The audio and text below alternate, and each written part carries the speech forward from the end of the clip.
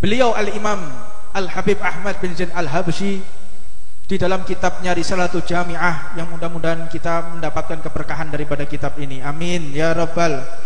Allah subhanahu wa ta'ala di dalam fasal ini dijelaskan oleh beliau, wal aslul iman, dasar-dasarnya iman wajib kita ketahui. Sebab lek panjenengan boten kenal kepada Allah, mana mungkin akan mencintai Allah, dan ketika tidak mencintai Allah, mana mungkin dicintai oleh Allah subhanahu wa ta'ala. Makanya benar pepatah itu, tak kenal maka tak sayang. Kudu kenalan dhisik. Kalau no ceritane tiba-tiba jatuh cinta pada pandangan pertama. Gawaya pemeneh lek wis tok majelis pengen barokah, ojo nek meripatmu terus toleh lho ya. Ketokan aku tak culek ya. Ojo sampai niat majelis, niat solawatan, ojo pacar-pacaran. Pemeneh janjian untuk majelis, kecekel aku, awas tak tubruk tukang guri mbek motor. Niat niki pengajian yang akhlak, yang adab, yang sopan, jangan sampai tersentuh sekali dengan yang dilarang subhanahu wa ta'ala. Beliau mengatakan khalaqas samawati wal ard. Allah subhanahu wa ta'ala ini yang menciptakan langit dan bumi. Di dalam satu kisah, ketika seseorang mendengar ucapan ini langsung sempurna imannya. Berarti Tuhanku ini yang menciptakan bumi dan langit. Makanya tiang niku kudu tawakal kepada Allah. Jangan tawakal kepada manusia. Jangan berharap kepada manusia. Al-Habib Umar bin Hafid diriwayatkan, yang mana saya mendengar langsung dari guru saya Al-Habib Ahmad Jamal bin Toha Ba'agil. Beliau menceritakan ketika Habib Umar yang punya majelis Ridwan nih Pak, beliau mengatakan di dalam satu riwayat Habib Umar lagi membangun pondoknya Darul Mustafa di Tarim. Ketika beliau membangun pondok, tiba-tiba ini uang habis, tidak ada satupun dana yang bisa untuk digunakan membeli material. Ini waktunya ngecor ini kalau sampai terlambat beli semen berantakan cor-corannya.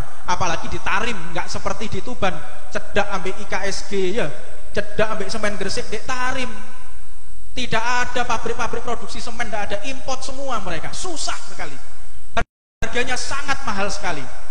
Semen sak itu sampai 500.000 bro. Tapi saya luwih larang ke Indonesia. Saya ketika dakwah menuju ke Wamena di Papua sana, semen itu kadang-kadang sampai 2 juta sak. Kepengen sugih lang nang Wamena kono rabi wong kono pisan. Allahumma sholli ala Muhammad. Beliau Habib Umar ini ketika membangun pondoknya adalah salah satu arsitek yang datang kepada beliau. Datang mengatakan kepada Habib Umar, Habib, ini dana habis, sudah tidak bisa bangun lagi. Bagaimana kalau kita tambahkan iuran siswa? Santri-santri niki per bulanannya ditambahkan, yang semisal 1 bulan itu 500.000, jadikan 800.000, biar kita bisa beli semen. Kata Habib Umar, berapa per bulan? 500.000. Mulai bulan depan jadikan 200.000. Iya, pokok tambah mumet. Ini disuruh nambahkan, tambah dikurangi sama Habib Umar. Ketika ucapan itu disampaikan oleh Habib Umar, maka arsiteknya bingung, ya Allah, duit kurang kok tambah kokon utang. 500.000 itu masih minus. Sebab beli ayam itu 125.000, 120.000. Larang di sana dan susah sekali untuk mencari duit, angel. Tapi subhanallah, rakyat Tarim tidak ada satupun yang kelaparan, tidak ada yang kehausan, berkah daripada doa Sayyidina Abu Bakar As-Siddiq radhiyallahu taala anhu. Makmur, tidak ada kriminal, tidak ada pencurian, gak ono wong ngemis. Karena harga diri orang Tarim sangat tinggi sekali, gak tahu ngemis. Makanya didikannya para habaib itu, makanya kita benar-benar semoga diberi istiqomah oleh Allah Subhanahu wa taala. Sampai detik ini kita belum pernah minta sumbangan, belum pernah minta sponsor, belum pernah minta proposal. Mudah-mudahan diberi istiqomah oleh Allah Subhanahu wa taala. Amin ya rabbal. Harga diri para pendakwah sangat tinggi sekali karena mereka warisan Rasulullah sallallahu alaihi wasallam. Sampai akhirnya ketika diturunkan itu SPP-nya santri, tiba-tiba ada datang seseorang dari Abu Dhabi dengan bawa uang, kalau mungkin dirupiahkan 15 miliar. Allahumma sholli ala Muhammad. Kaget, kok bisa seperti ini? Iya, karena aku tidak tawakal dengan uang, tapi aku tawakal kepada Allah Subhanahu wa taala yang maha kaya, yang maha segala-galanya. Aku akan dicukupi oleh Allah Subhanahu wa taala. Innallah tukaffil birizqih litulabatul ilmi. Allah Subhanahu wa taala akan menjamin rezeki seseorang yang menuntut dan mengajarkan ilmunya Nabi Muhammad sallallahu alaihi wasallam. Allahumma shalli ala Muhammad. Maka penting kita pahami, kalau Tuhan kita Allah, tawakal itu kepada Allah. Jangan hati kita semakin mantap kalau kita ini punya banyak uang di bank. Mantap, duitku seakeh toh bang. Berarti kita tawakal kepada uang, bukan kepada Allah Subhanahu wa taala. Kalau kita tawakal kepada Allah, Allah disebutkan khalaqas samawati wal ard. Allah ini yang menguasai langit, Allah juga yang menguasai bumi dan seisinya.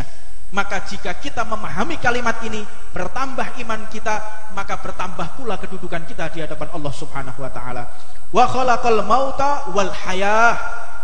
Dan Allah ini yang menjadikan seseorang bisa hidup dan wafat itu atas kekuasaan Allah Subhanahu wa taala. Memang benar, segala sesuatu kita wajib untuk bertawakal kepada Allah. Kadang-kadang kalau kalimat ini dipahami oleh orang-orang yang memahami pemahaman radikal, berarti iki gak oleh tonggone dokter, mati urip teko Gusti Allah. Sehat sakit niku teko Allah Subhanahu wa taala. Wis gak usah ngombe obat, ya gak payu rumah sakit iki. Justikes NU sito gak ono nggih Pak nggih. Jadi yang dimaksud ini Allah Subhanahu wa taala yang menghidupkan seseorang, yang mematikan seseorang, yang membuat sehat dan sakit seseorang. Ini maknanya secara iman, yakin, tetap ikhtiar itu ada. Tetap ikhtiar.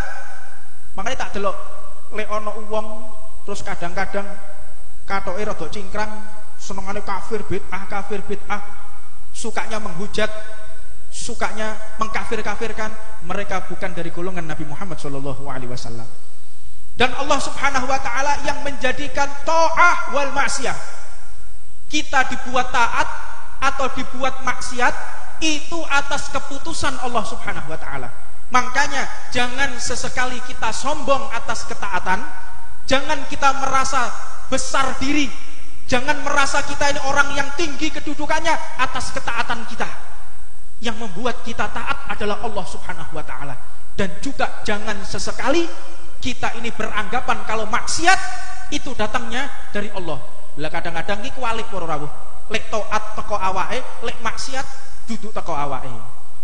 Aku ki iso ngaji yo gara-gara usahaku. Dinul muayyad biduhur